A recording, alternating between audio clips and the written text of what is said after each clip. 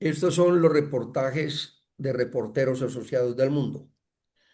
Hoy vamos a tocar un tema supremamente interesante que tiene que ver con la justicia colombiana y para eso vamos a hablar con un gran jurista, el doctor Oscar Iván Palacio. Doctor, buenas tardes.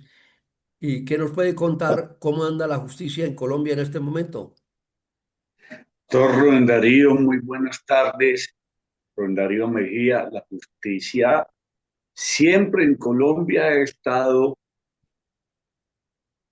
en débito con la sociedad, en débito con el Estado, en débito con las personas, por muchas circunstancias históricas, estructurales y coyunturales, porque faltan jueces, porque la legislación es diversa, cada día hay un decreto, hay una modificación, porque el hacinamiento en las cárceles, hablando de lo penal, no rehabilitan, sino que vuelven más malas a las personas que están condenadas o detenidas, porque en la justicia laboral, para una pensión, un proceso en ocasiones ha durado 12 años, ya dura 4 años, porque los fiscales de la República tienen hasta 10.000, hasta 4.000 procesos por cada despacho.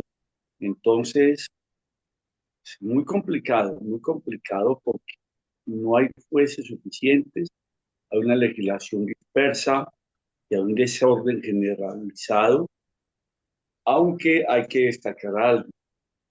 Y no se me olvida que en el gobierno del doctor Gaviria sí pasó algo interesante. La mayoría de servidores del Estado central han sido muy mal pagos. Y el pago de los jueces de la República y de algunos funcionarios de los magistrados son muy buenos salarios. Definitivamente en eso sí mejoró el estándar de vida de los jueces de la República y de los servidores de los despachos judiciales. La justicia en un país de tradición hispánica, por supuesto, como la nuestra, eh, por un lado van las normas, las leyes, los decretos, las resoluciones, las circulares, y por otra va la pobre cultura para el cumplimiento de la misma. Por ejemplo, hoy vemos un caso que ha sido la noticia de este fin de semana y segura esta semana, de un joven representante de la Cámara que se gana 55 millones de pesos de todas las comunidades del mundo y a lo mejor de acuerdo a lo que indican las circunstancias, estaba induciendo a una persona que fuera informal, sin prestaciones sociales, en las condiciones pésimas. El problema de la justicia es estructural, es cultural y se necesitan modificaciones de largo aliento. Vino una modificación del código sustantivo de trabajo, código que por cierto comentaba con uno de los nietos que lo firmó y lo que promulgó, que fue presidente Laureano Gómez en septiembre de 1950.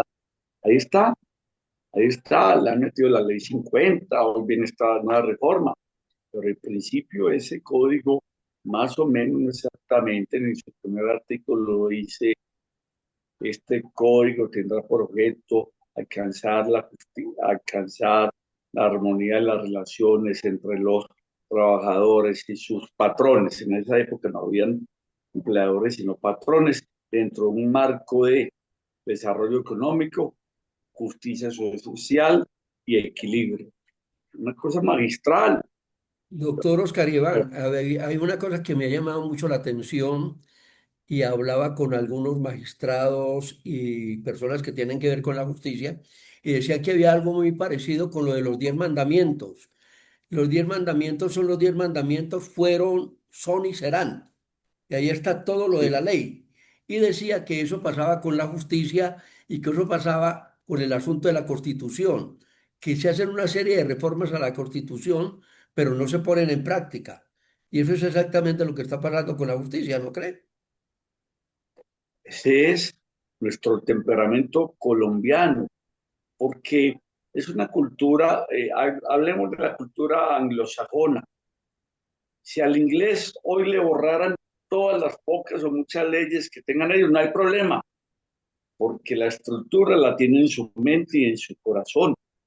Aquí, el nuevo ministro de Trabajo entró hablando que va a salvar las domésticas. No sabemos si son 600, 700 o 1 millón de servidoras domésticas en los hogares colombianos. Eso es populismo, populismo. Yo respeto al ministro, pero fue desacertada ese pronunciamiento de él, la de las domésticas. De, en el Código Sustantivo de Trabajo de 75 años ya la menciona, incluyen los jardineros, los conductores de familia.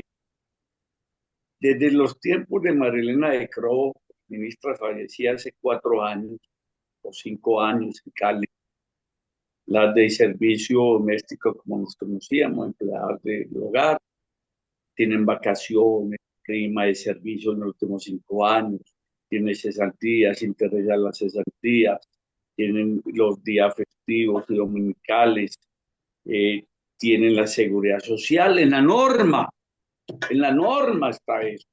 Entonces, no hay que luchar, que se cumpla la norma, pero hay un divorcio. Hay 100.000 familias, 150.000 familias que pueden cumplir eso, pero hay 500.000 familias que tendríamos que hacerles 500.000 procesos para demandarlas porque no van a pagarles lo suficiente, doctor Rubén Darío. ¿Y por qué? Porque la realidad colombiana es muy difícil.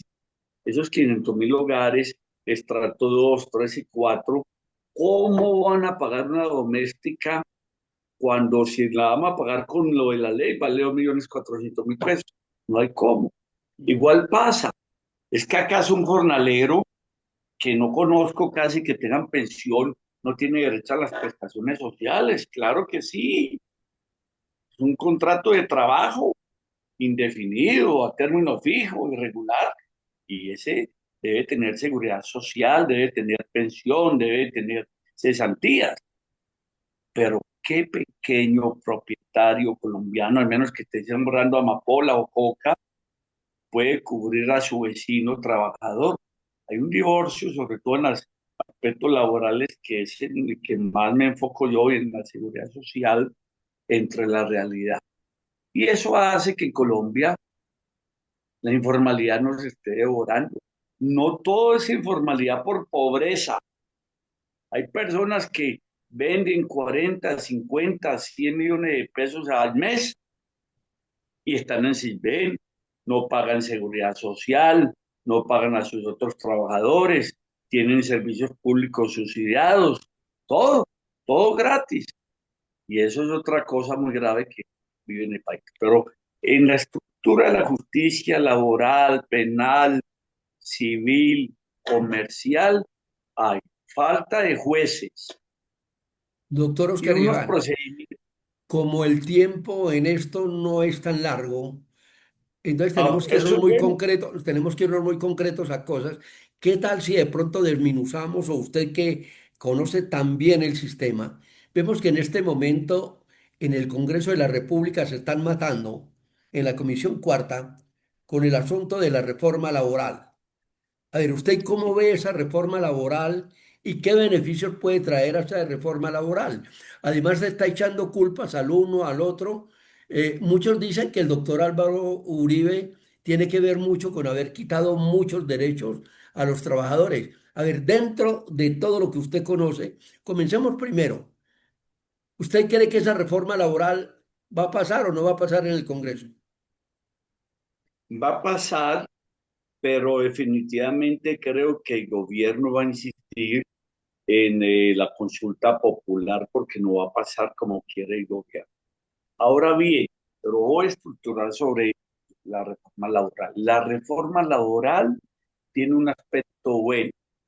No es poner, no es poner nuevas cosas, sino restituir unas situaciones que en el tiempo del doctor Uribe, con muy buen criterio, dijo, para generar más empleo y de calidad, suprimamos estos, rebajemos las horas extras, aumentemos las horas para la jornada nocturna después de las 10 de la noche, los dominicales y en algunos casos también para las indemnizaciones de las personas con el despido injusto.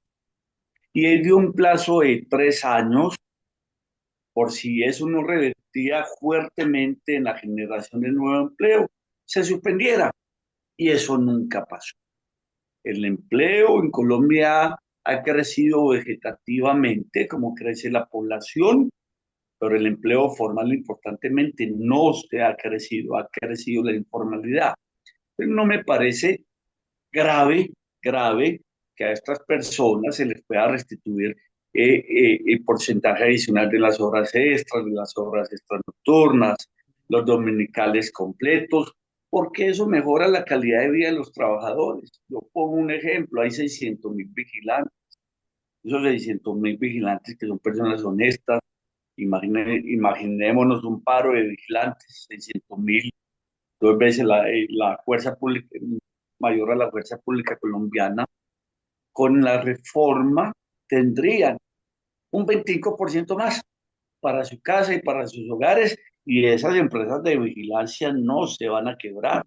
Otro aspecto es si colocar la estabilidad, que es un derecho constitucional, hacer posible que la estabilidad prime por esos contratos de un mes, de 2 meses, de 3 meses, pero para todo el mundo, porque aquí hay una dicotomía, doctor Rubén Darío. El Estado es el mayor violador de los derechos laborales. En Colombia hay 1 millón de personas con OPS que no tienen prestaciones sociales, que es un trabajo realidad y que los explotan y abusan de ellos políticamente. Otro tema importante, entonces, ¿qué va a pasar? Yo tengo que reconocer que para una empresa como Coltejer, como las grandes empresas, y Coltejer se acabó prácticamente, textileras, las grandes empresas de los grupos económicos, los bancos, eso no es problema, ellos lo van a pagar, porque no le van a poner nuevas, van a asumir las cargas que tenían hace 20 años. Y ellos saben que las deben y que es sano para el país.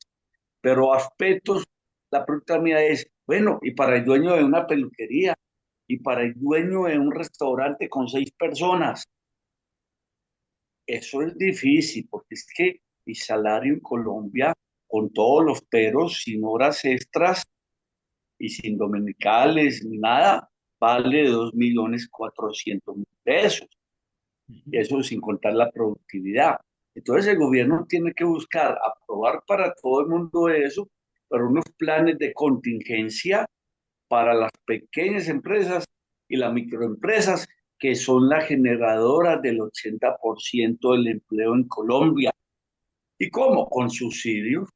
Dile, señores, rebajémosles entonces la EPS al 4%, rebajemos el importe a las pensiones en tanto porcentaje, porque de lo contrario va a ocurrir que el empleo en esas grandes generadoras, que son las pequeñas y medianas, se abstenga y aumente la informalidad.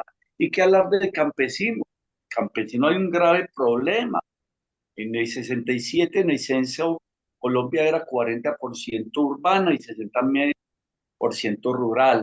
Hoy es 77% urbana y 23% campesina o rural, y está envejecida y cada 5 años está descendiendo 1 punto.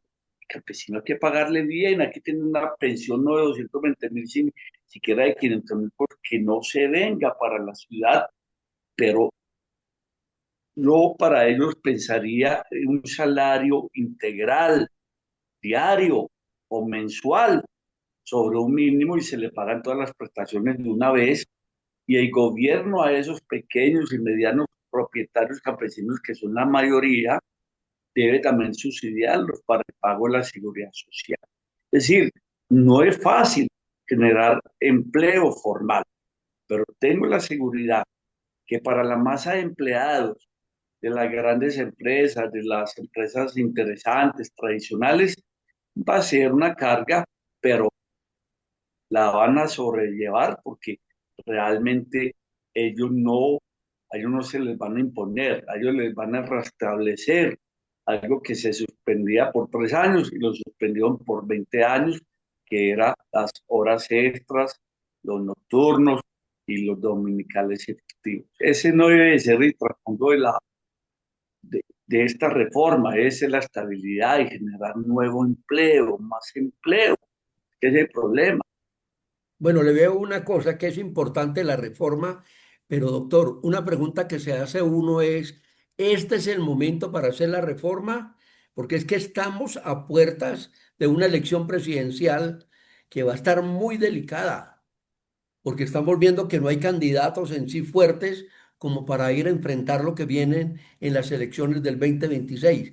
¿Usted no cree que esto de pronto, esto que es tan interesante, tan importante para todos los estamentos de la sociedad, se está utilizando como politiquería? Todo lo que va a pasar de ahora en adelante por el Congreso va a ser politizado porque el país está polarizado, izquierda y derecha, y no hay discurso sensato. Impedir al gobierno que presente sus proyectos de ley no lo hace, no lo va a lograr nadie. Impedir que las personas que están con el gobierno respondan con medidas audaces, pero que le dan rabia al pueblo o a la gente y no avance el Congreso porque no quiera, no porque no quiera, sino porque no está de acuerdo con el gobierno. Eso no, eso se va a mantener hasta el 7 de agosto a las 2 de la tarde. Eso se va a mantener. Lo ideal, como piensa usted y como pienso yo, es que haya un decencia en el lenguaje, eh, claudicar a los odios y a las envidias y a los orgullos y a las pasiones extremas. Pero no, estamos en campaña permanente.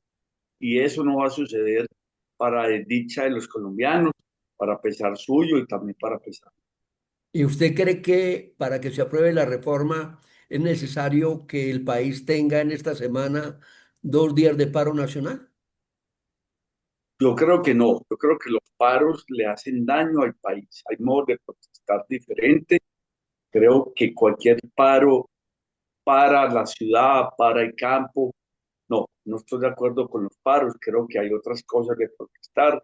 Creo que los sindicatos y los estudiantes y los profesores es hora de que tengan otra posibilidad de protestar. No es justo con el país, con los estudiantes, con la gente que se porta, pero realmente el país está agitado, agitado por las personas que no quieren el gobierno y agitado por las personas que defienden el gobierno. Estamos en un momento de confrontación como nunca se había visto en Colombia, que el doctor Duque tuvo un año muy difícil, cuando las cacerolas y, y ese problema de la primera línea y esa cosa tan terrible que pasó un día en Bogotá, que se incendió porque un policía maltrató a un ciudadano y la mató a bolillo.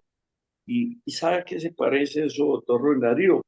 A, al florero de Llorente, porque ese fue el detonante ese día que hubo, no se sabe hoy día si hubo 20 o 30 o 40 muertos, y pero se vino la pandemia y se calmó lo del doctor Duque, pero Colombia no ha tenido una sola hora que no sea agitación en este gobierno. ¿Culpa de quién? Todos somos responsables. El gobierno y las fuerzas de oposición y nosotros que estamos en la mitad y tampoco ponemos el grano de arena. Bueno, Esto va a haber agitación. usted como jurista, ¿cómo ve esa sensación que hay en este momento? La gente no le cree a la justicia y trata de hacerse justicia por su propia mano. ¿Usted qué piensa al respecto? Es triste porque es volver al paleolítico moral, pero es una explicación de que el pueblo colombiano está exigiendo seguridad y justicia, porque la policía lleva a un tipo hasta con acusado de homicidio en fragancia y los han dejado en libertad, que porque no le dieron los derechos cuando lo cogieron en fragancia. No, realmente hay muchos retos en la fiscalía, en los jueces, porque tienen desalentado al ciudadano en creer en la justicia. Es magistral, la mayoría de jueces son correctos, buenas personas, honestos, pero se les va la mano por el exceso de trabajo, por las diversas escuelas penales que hay, porque son muy apegados a la norma, porque si uno se pega a la norma, entonces hay un prevaricato para él o una investigación disciplinaria. Y eso, ese código está lleno de argucias. Usted dirá, por un tipo acusado de homicidios en varias ciudades de Colombia y de bandas, porque después de 3 años están libres por todas esas ventanas y postigos que hay en el Código Penal y de Procedimiento Penal que le hace muy fácil a la delincuencia respirar con tranquilidad. Si hay descrédito en la justicia, esos escándalos horribles, tristes, de hace 4 o 5 años, donde hay un señor magistrado que está pedido en extradición y no ha dado la cara, que lamentar, porque Pero eh, ¿qué piensa de los dos escándalos grandes? Es que me ha hablado de puros escándalos este fin de semana. ¿Qué tal le pareció ese escándalo de que el presidente haya negado la extradición a alguien que se está pidiendo desde Estados Unidos y después descubrir que otro que está pedido en extradición fuera guardado en su propia casa con todos los derechos y con todas las cosas y que después, que no le dieran ni siquiera información a la fiscal general de la Nación sobre lo que estaba sucediendo y que cuando le dio la gana lo llevaron para la cárcel únicamente? ¿Usted qué piensa al respecto? voy a ser duro con esta respuesta. Todos los gobiernos, todos los gobiernos en su afán de lograr la paz han cometido cosas similares y hasta peores.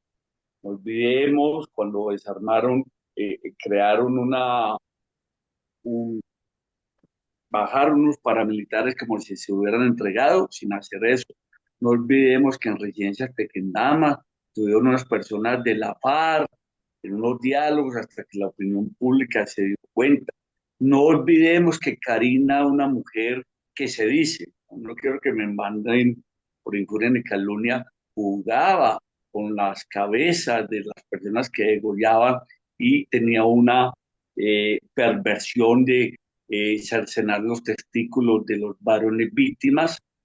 Fue una emisaria de paz del gobierno del doctor Uribe. Entonces, estas cosas políticas, con los afanes del gobierno de mostrar resultados y de la paz, pueden suceder muchas cosas. Tengo entendido que Colombia no ha por ahí 9.000 eh, extradiciones a Estados Unidos. Y es un momento de pensarlo también, doctor Rubén Darío. No es un tema muy mío, hoy se lo expreso. Cuando van los extraditables a Colombia y tienen plata, y son grandes reyes de la cocaína o de la mafia o el terrorismo, de lo que usted quiera, allá van y cantan todo y dan plata y le rebajan la condena y vuelven a Colombia.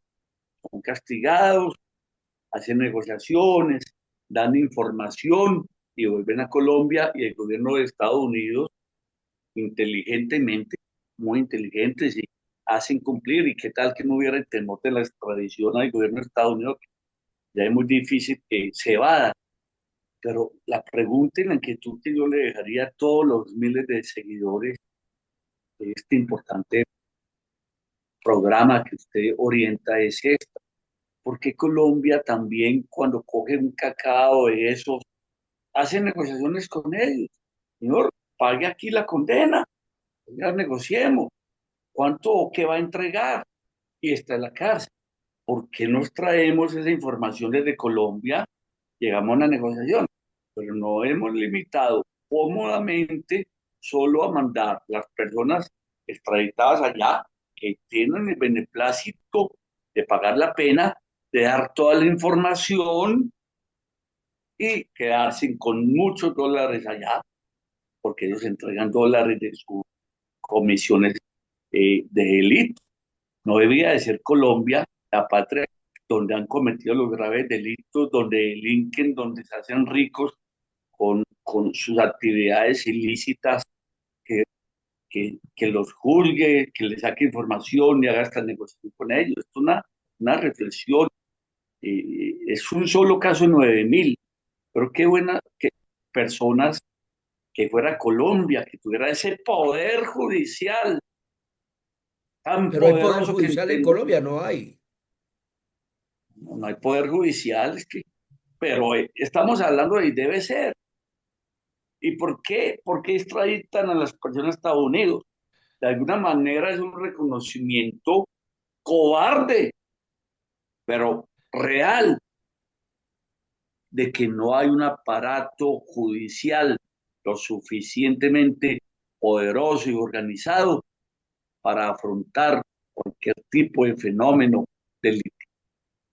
Bueno, doctor, vamos a ver. Contestándome en tres fases cortas, porque ya se nos está acabando el tiempo. Y creo que con usted va a haber que hablar en muchas oportunidades, porque tiene muchas cosas que decir. Primero, reforma laboral y estado laboral de los colombianos en este momento.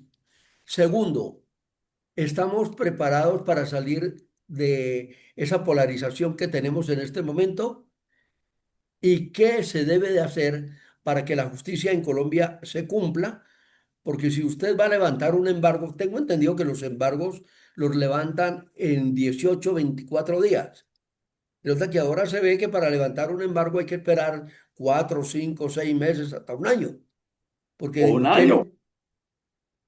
sí, cualquier cantidad de tiempo. Entonces, ¿usted qué piensa sobre esos tres puntos que le doy y que le pregunto?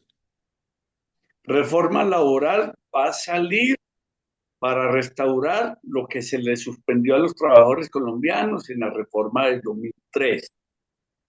El estado de los colombianos que trabajan decentemente está bien con las prestaciones sociales, con toda la seguridad social, y son 9 millones de colombianos.